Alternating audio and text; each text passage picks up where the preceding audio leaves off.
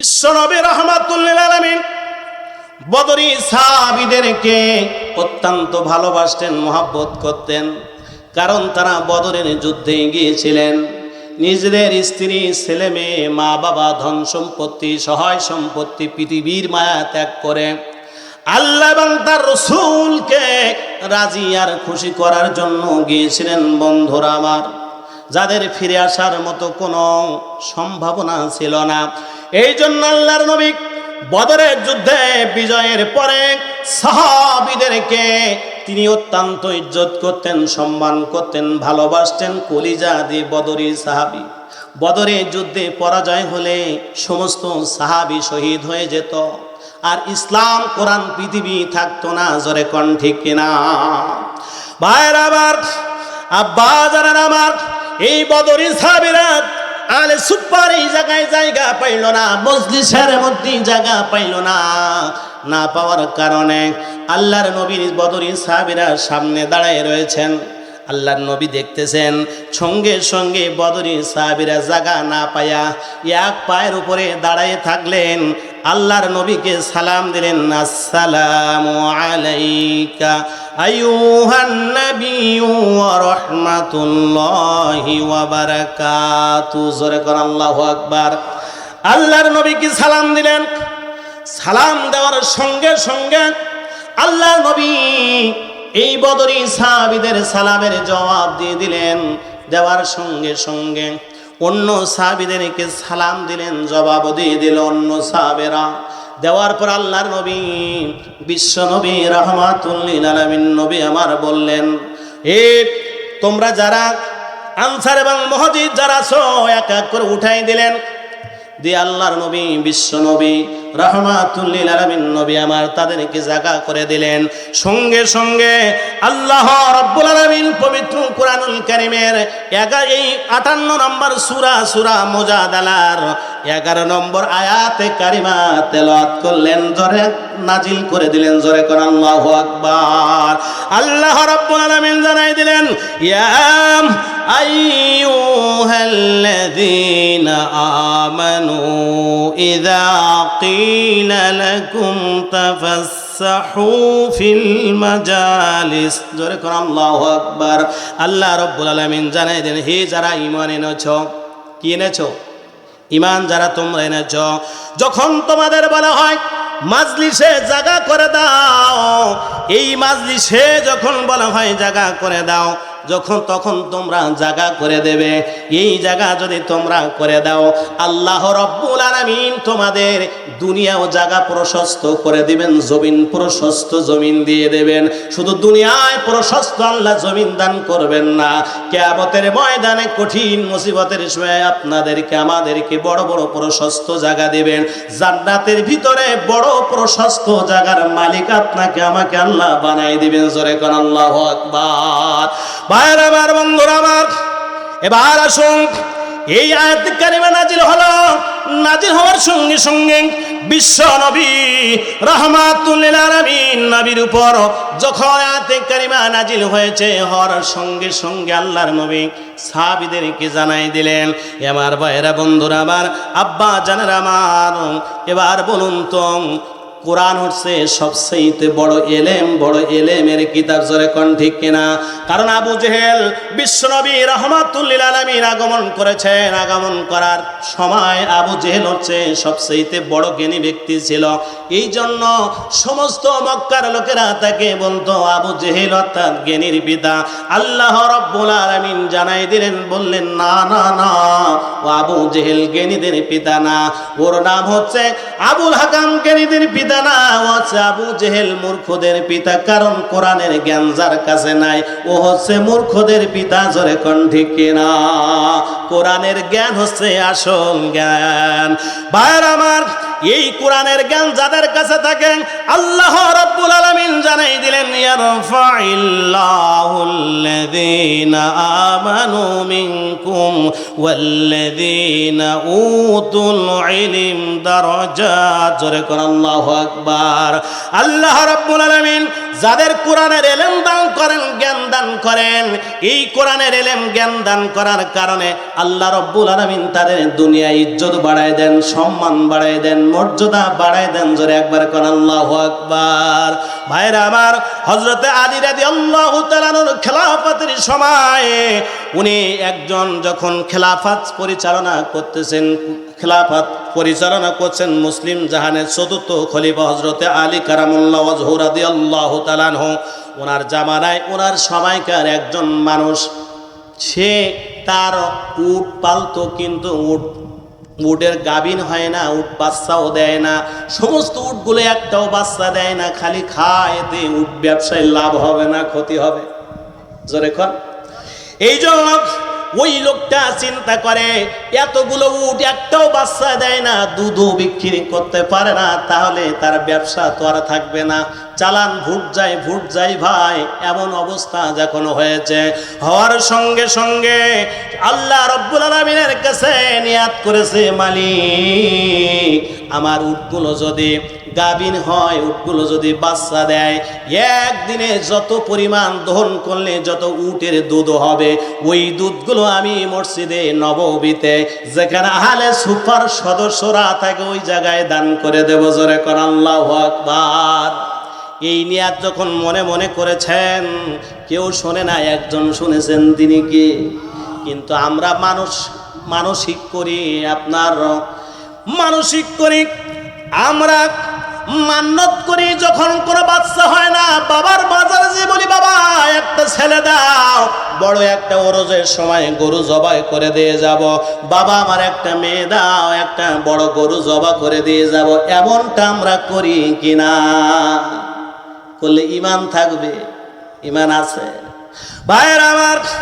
আবার অনেকে যায় ল্যাংটা বাবার কাছে, তার কোনো কাপড় নাই, চোপড় নাই, ওর নাম ল্যাংটা বাবা। ল্যাংটা বাবার দরবারে যাইয়া ও সারাদিন সারা জীবন গোসল করে না, ল্যাংটা থাকে, উলাঙ্গ। ল্যাংটা বাবার গায়ে যখন পানি দেয়, গায়ে দুর্গন্ধ, ওই পানিগুলো তার মুরিদি দিয়ে খায়। জোরে কোন ঠিক কিনা ভাই?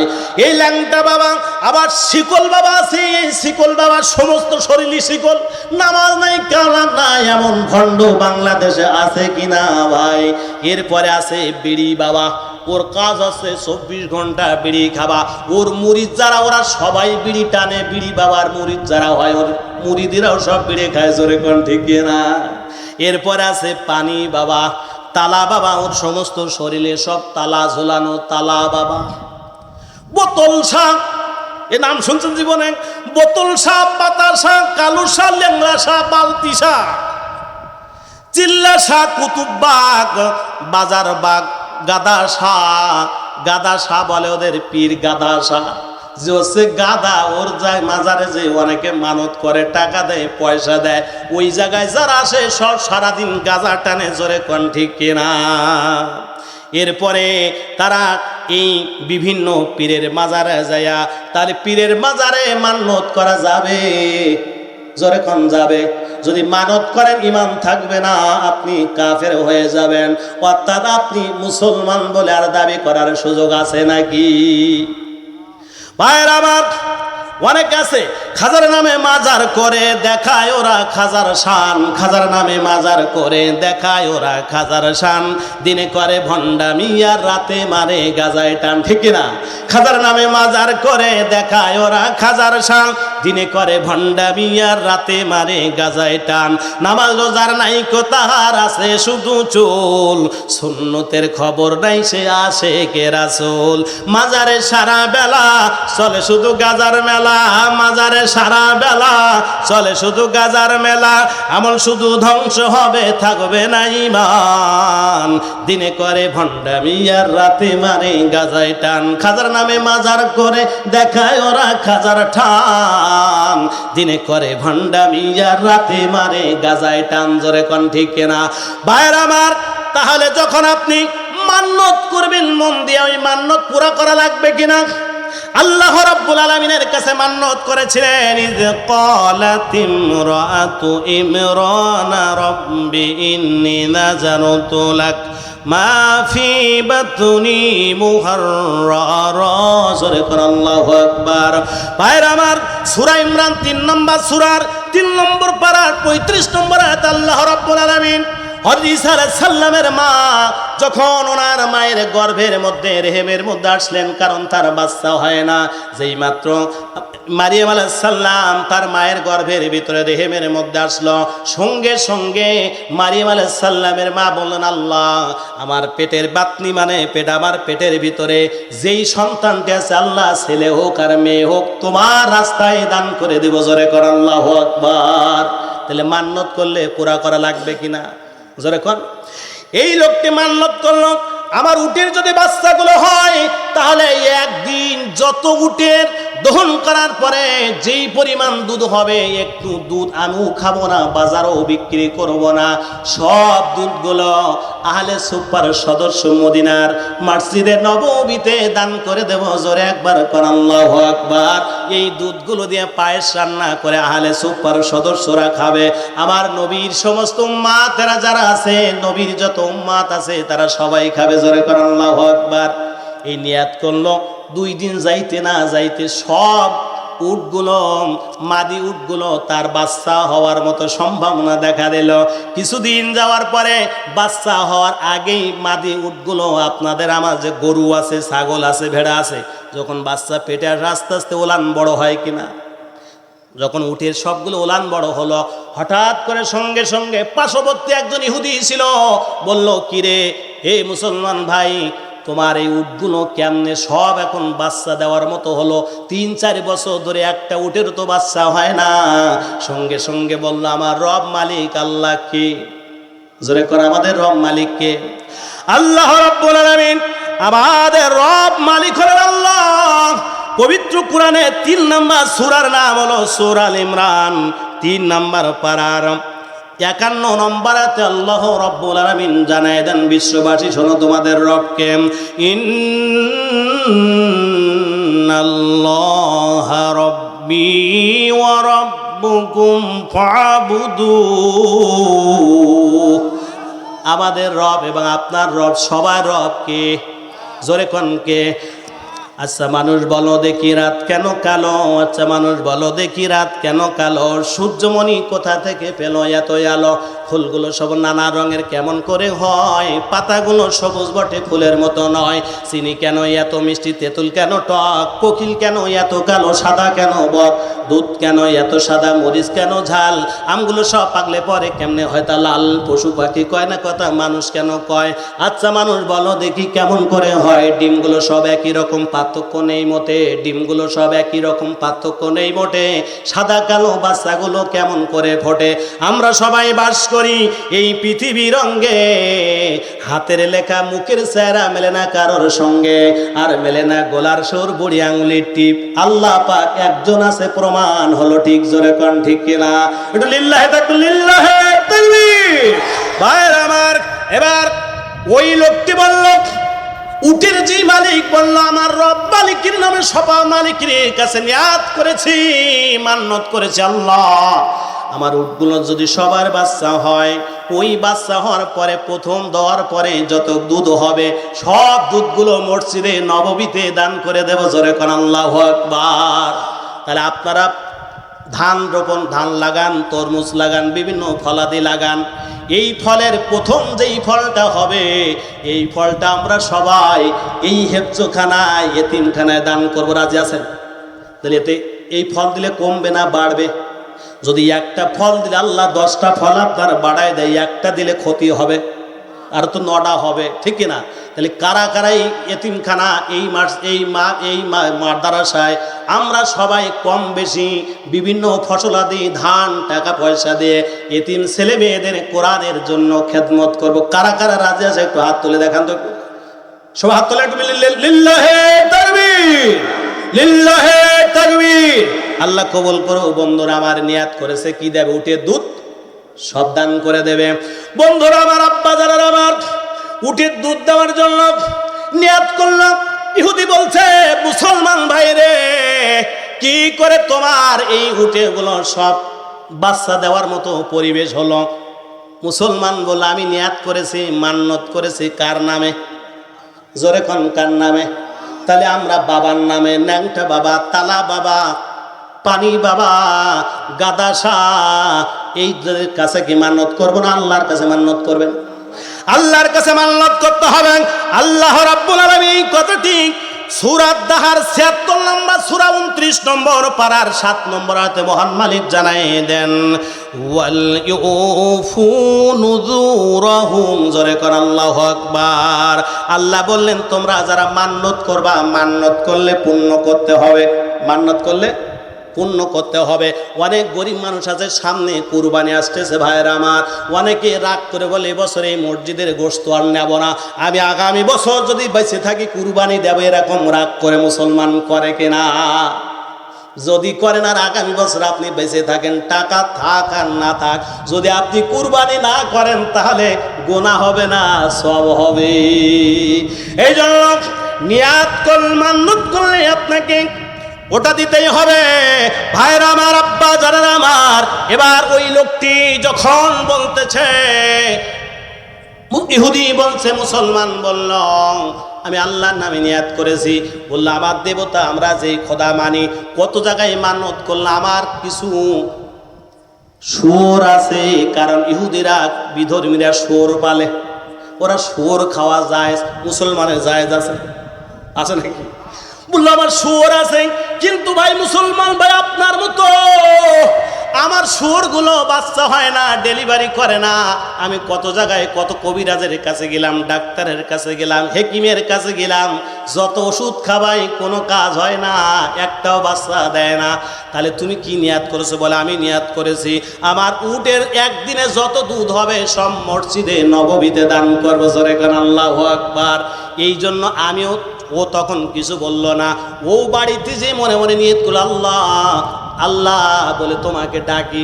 মুসলমানদের যে আল্লাহর নামে নিয়াত করার কারণে, মান্নত করার কারণে তার উটগুলো গাভীন হয়েছে, বাচ্চা দেওয়ার মতো পরিবেশ হয়েছে। আল্লাহ আমার সব খোদা বাদ দিয়া তোমার নামে মান্নত করলাম, যদি ওই মুসলমান যেমন একদিনের সমস্ত উটের দুধগুলো মসজিদে নববীতে দান করবে, আমার এই শুয়োরের প্রথম দিন যত দুধ হবে ওটা মসজিদে দান করব।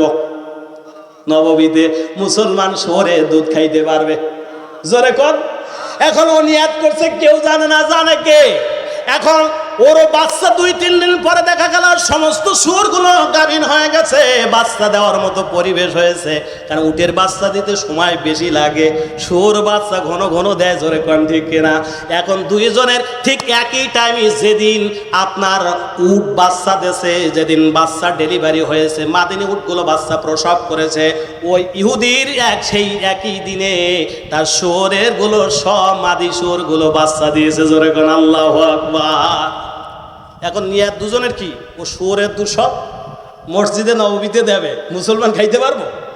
আর মুসলমান নিয়াত করছে তার উটে যত দুধ সব একদিনের দুধ দিয়ে দেবে। মুসলমান এবার উট দহন, উটির সমস্ত দহন করার পরে একটা বড় পাত্র করে নিয়ে মাথায় করে যাচ্ছে মসজিদে নববীর দিকে, জোরে কর আল্লাহু আকবার। এ শুনেছেন? জীবনে শোনেন না, দেরি করেন একটু ভাই আমার, আব্বা জানেন আমার। এবার যখন ওই মাথায় করে নিয়ে যাচ্ছে ইহুদি, তাও সেও দন করেছে, কিন্তু কোথায় যাবে তো মুসলমানের সাথে বলে নাই। বলছে ভাই কোথাও যাও, তোমার দুধগুলো নিয়ে একটু দাঁড়াও, দুই ভাই একটু কথা বলে নি। মুসলমান তার উটের, তার মাথা থেকে উটের পাত্রটা রেখে দিলেন, দেওয়ার সঙ্গে সঙ্গে ইহুদি আর কোনো কথা না বলে ওর যে শুয়োরের দুধ ছিল ওই উটের দুধের মধ্যে ঢেলে দিয়েছে, জোরে কোন আল্লাহু আকবার। এবার বলুন মুসলমানের রাগ আর মাথায় না উঠে, কারণ যেই উটের দুধের শুয়োরের দুধ দিয়ে আর মসজিদে নববীতে দিতে পারবে, আর খাইতে পারবে? মুসলমান খাইতে পারবে? ভাইয়ের আমার, এটা হলো হওয়ার সঙ্গে সঙ্গে আলী রাদিয়াল্লাহু তাআলার কাছে গেলাম।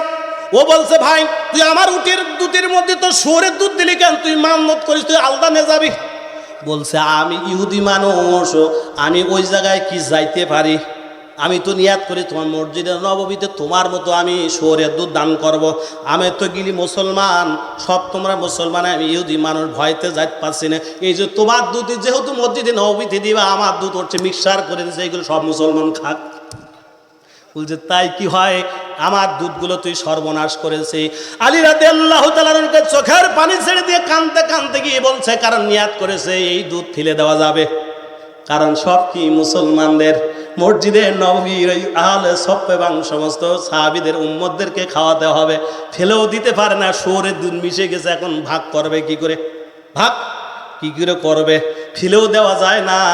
ও নিয়ে বসে কান্নাকাটি করেও লাভ হয় না, এখন কি করবে? হায় হায়। কিছুক্ষণ পরে খালিফাতুল মুসলিমিন আলীর কাছে যে বলছে, আমিরুল মুমিনিন, আমিরুল মুমিনিন, আমি বড় বিপদে পড়ে সমস্যায় পড়ে আপনার কাছে এসেছি। বলেছে, কি হয়েছে রে তোর?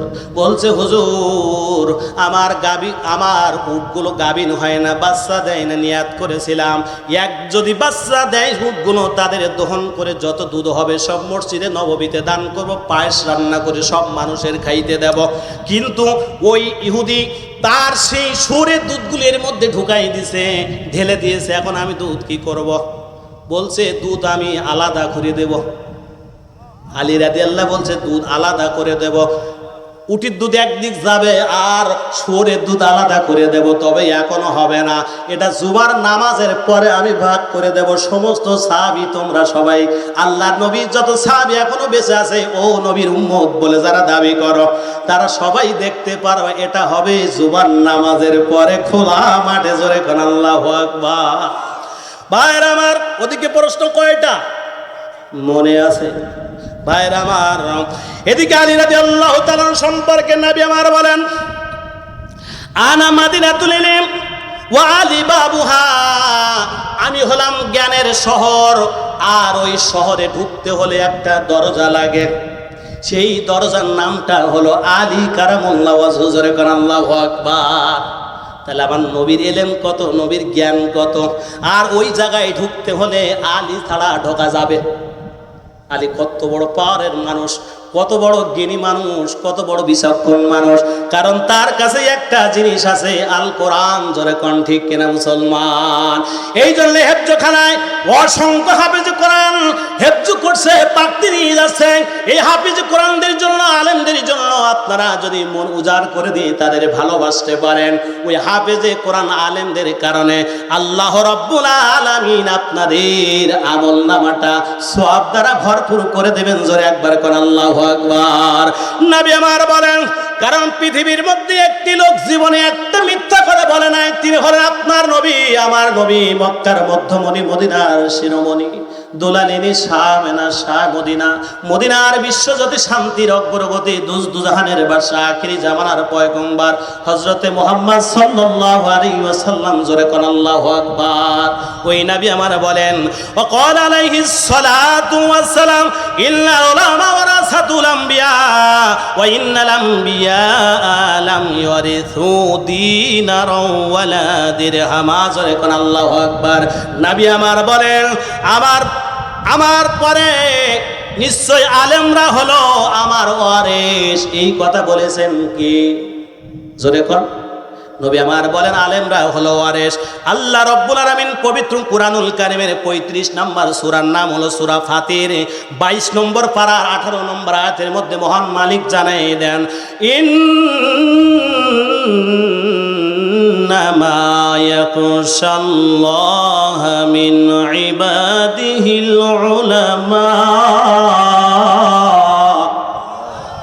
এক একটি আয়াতে কারিমা তেলাওয়াত করব যখন, আমি আমার ডান হাতের শাহাদাত আঙ্গুলি দিয়ে ইশারা দেব তখন, আর আমি আমার ডান হাতের শাহাদাত আঙ্গুলি দিয়ে ইশারা দেব যখন, আপনারা আল্লাহু আকবার আওয়াজ দিবেন তখন। এই কর্মসূচি চলবে কতক্ষণ? আবার আলোচনা চলবে যতক্ষণ। এই কর্মসূচিতে রাজি আছেন যারা যারা মুসলমান, দুই হাত তুলে একটু আল্লাহকে দেখাই দেন তারা। লিল্লাহি তাকবীর, লিল্লাহি তাকবীর, নারায়ে তাকবীর। হাত নামান বন্ধুরা আমার। নবী আমার বললেন, আলেমরা হলো আমার ওয়ারিস। আর আল্লাহ বলছেন, ইন্নামা ইয়াখশাল্লাহ, নিশ্চয় আলেমরা আল্লাহকে বেশি ভয় করে। আলেমরা কাকে বেশি ভয় করে? জোরে কোন কাকে? আল্লাহকে বেশি ভয় করেন। নবী আমার বললেন, আমার ওয়ারিস হচ্ছে আলেমরা। এই ওয়ারিস আলেমরা, আলেমদের ওয়ারিস হওয়ার জন্য আমি তাদেরকে দিনার দিরহাম টাকা পয়সার টাকা পয়সার ওয়ারেস বানাই যাই নাই, আমি তাদের ওয়ারেস বানাই গিয়েছি। ওয়া ইন্নামা ওয়ারিসুল ইলম, অর্থাৎ জ্ঞানের ওয়ারেস বানাই গিয়েছি। জোরে কোন আল্লাহু আকবার। এরপরে নবী আমার বলেন ফামান আখাযাহু আখাযা বিহাযযি ওয়া ফিরাফির। নবী আমার বলেন আর যেই ব্যক্তি এই ইলম অর্জন করবে সে তাজ্য সম্পদের একটি বড় অংশ আল্লাহ রাব্বুল আলামিন তার দান করবেন। যেই ইলমের জ্ঞান আমার নবী জামাতা চতুর্থ খলিফা আলী কারামুল্লাহ ওয়াজহু রাদিয়াল্লাহু তাআলা আনহুকে দান করেছেন। জোরে কোন আল্লাহু আকবার। ভাইরা আমার, বন্ধুরা আমার, তাহলে এখানে যারা এই মাদ্রাসায় যারা পড়াশোনা করে তারা ভবিষ্যৎ আলেম হবে। জোরে কোন ঠিক কিনা? তাহলে আলেমদের আমরা টাকা দিয়ে পয়সা দিয়া খাওয়াইয়া নিজেদের বাড়িতে লজিং রাখবেন। আপনার যদি একটা সন্তান বাড়তো, একটা সন্তান বেশি তো তার তো খাওয়া দেওয়া লাগতো। আপনার হাড়ির মধ্যে যেই ভাত আছে একটা হাফেজকে যদি আপনি 3 বেলা খাওয়ান বন্ধুরা, লজিং করে দেন, ওটা হাফেজ হওয়ার পরে ও যত কোরআন তেলাওয়াত করবে, ওর থেকে যত হাফেজ তৈরি হবে, ওর থেকে যত মানুষ কোরআন তেলাওয়াত করবে, প্রতিটা অক্ষরের বিনিময়ে 10টি করে নেকি আপনি আমি দুনিয়ায় না থাকলো কবরে কিয়ামত পর্যন্ত পাইতে থাকবো। জোরে কোন আল্লাহু আকবার। নবী আমার বলেন, আল্লাহর নবী বিশ্ব নবী রাহমাতুল লিল আলামিন নবী আমার বলেন আল্লাহ রাব্বুল আলামিন কিয়ামতের ময়দানে হাফেজ যারা হবে তাদেরকে তাদের মাথায় মুকুট পরাই দিয়ে দেবেন। এই জন্য আমরা সবাই হাফেজের পিতা হতে চাই। জোরে কোন ঠিক কিনা? যাদের সন্তান নাই তারা তাদের ছেলে তাদের পোতাগুলো মাদ্রাসায় হেফজখানায় দিবেন, যে আল্লাহ রাব্বুল আলামিন আপনার যা যা খায়ের বরকত দান করবে। জোরে কোন আল্লাহুম্মা আমিন। এই জন্য আপনাদের ছেলে যাদের আছে, যাদের ছেলে নাই বয়স বেশি হয়ে গেছে, নাতিগুলো এই হেফজখানায় দিয়া হাফেজে কোরআনের দাদা হওয়ার কিয়ামতের ময়দানে অন্তত বলতে পারবেন আল্লাহ আমার সন্তানগুলো হাফেজে কোরআন বানাতে পারে নাই, কিন্তু আমি আর ছেলেদের পরামর্শ দিয়া বুদ্ধি দিয়া যে এদিক ওদিক পড়াবার দরকার নাই, এই হেফজখানায় দে বাবা হাফেজ হোক, তারপরে অন্য দিক পড়াশুনো করা যাবে। এই বুদ্ধি দেওয়ার কারণে কিয়ামতের ময়দানে কঠিন মুসিবতের আল্লাহ রাব্বুল আলামিন আপনাকেও হাফেজে কোরআনের বাবার মতো একটা নূরের মুকুট দান করে দিয়ে দিবি। সুবহানাল্লাহ। যারা কোন বাড়ি যে কাল কইন সুবহানাল্লাহ, জোরে কোন সুবহানাল্লাহ। ভাইরা আমার, আব্বা জানেন আমার, এবার প্রশ্ন কয়টা ইহুদি করেছিল মনে আছে? কয়টা মনে আছে? আর এদিকে আলী রাদিয়াল্লাহু বলেছে দুধ, উটের দুধ আর শুয়োরের দুধ বেশি আলাদা করে দেব। দুধ কিন্তু এক পাত্র এটা বেশি আলাদা করবে জুমার নামাজের পরে। মনে আছে? ভাইরা আমার, বলতেছিল আলী রাদিয়াল্লাহু তাআলা সম্পর্কে নবী আমার বললেন আনা মাদিনাতুল ইলম ওয়া আলী বাবুহা, আমি হলাম জ্ঞানের শহর, আর ওই জ্ঞানের শহরে যেই দরজাটি আছে দরজা দিয়ে ভিতরে প্রবেশ করতে হলে আলী নামক দরজা দিয়ে ছাড়া জ্ঞানের মধ্যে প্রবেশ করা যাবেন। এই জন্য বন্ধুরা আমার, এদিকে আলী রাদিয়াল্লাহু তাআলা অত্যন্ত বড় পরেজগার ব্যক্তি ছিলেন না আমাদের মতো বিড়ি টানা নেতা ছিলেন।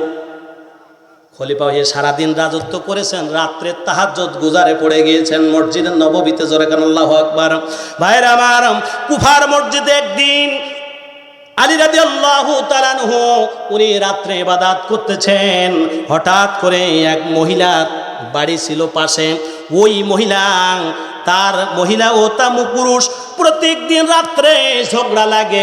আলী রাদিয়াল্লাহু তাআলা আনহুর নামাজে ডিস্টার্ব হয়।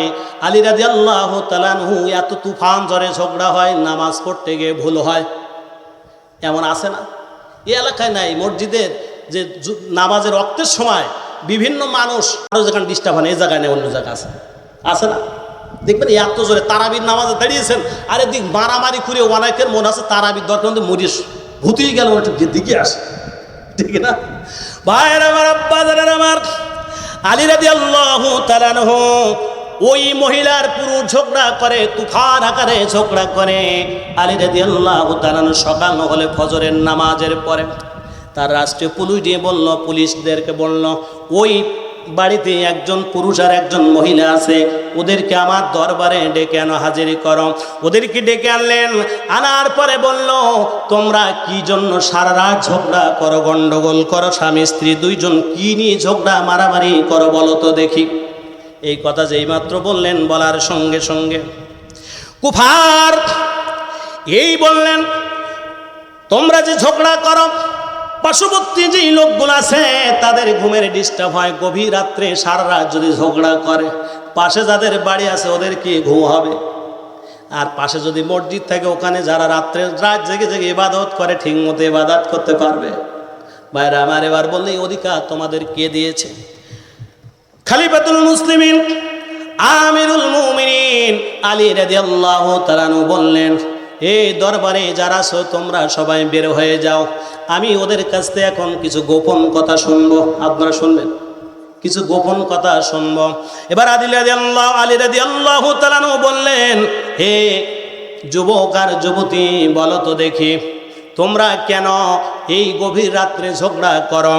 সঙ্গে সঙ্গে পুরুষ বলছে, ইয়া আমিরুল মুমিনিন, আপনি শোনেন, আমার বিয়ের পরের থেকে, ইজাবার কবুল হওয়ার পরের থেকে আমি তাকে স্ত্রী বলে কোনো দিনের জন্য মনের থেকে মানতে পারি না।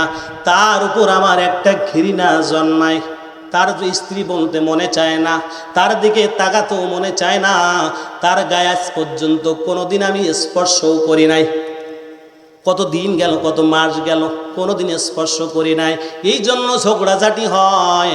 এরপর মহিলাকে বলল, মহিলা বলো তো দেখি কি জন্য মারামারি হয়? বলছে, হুজুর আমি মহিলা মানুষ, যেই মাত্র আমার মনের মধ্যে প্রেম জাগে স্বামীর জন্য, প্রেম জাগে, ভালোবাসার উদ্বেগ হয়, ভালোবাসা যখন জন্মায় ওই সময় হঠাৎ করে আমি মহিলা মানুষ অসুস্থ হয়ে যাই। মহিলার অসুস্থ হয় না? অসুস্থ হয়ে যায়, এত জোরে আমার ঋতুস্রাব শুরু হয়ে যায়, আর স্বামীর কাছে যাওয়ার মতো কোনো সুযোগ থাকে না।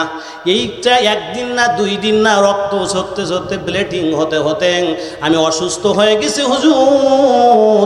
আমি কত ডাক্তার দেখাইছি, কবিরাজ দেখেছি, ভালো হয় না। সঙ্গে সঙ্গে খলিফাতুল মুসলিমিন হযরত আলী কারামুল্লাহ বললেন, হে মহিলা, তোমার কাছে আমি একটা জিনিস প্রশ্ন করতে চাই, তুমি সঠিক কথা বলবা, মিথ্যা কথা বলবা না। বলে, হুজুর কি বলেন, আমি আপনার প্রশ্নের উত্তর দেব হুজুর। খলিফাতুল মুসলিমিন ওমর রাদিয়াল্লাহু তাআলা, খলিফাতুল মুসলিমিন আলী রাদিয়াল্লাহু তাআলা আনহু এবার বললেন, যুবক তুমি বিয়ের পর থেকে অবস্থা হলো, মহিলা তোমার অবস্থা হলো, বুঝলাম। এবার তোমার কাছে একটা প্রশ্ন আমি করতে চাই, বলো তো দেখি, তুমি বিয়ের আগে, তোমার বিয়ের পূর্বে একটা বকরি চড়াইতে, তুমি দূরে মাঠে বকরি চড়াইতে, আর একজন ছেলে, যুবক ছেলে বকরি চড়াইতো, ওই যুবক ছেলের প্রেমে পড়ে গিয়েছিলে, তুমি একসাথে মিলিত হয়েছিলেন।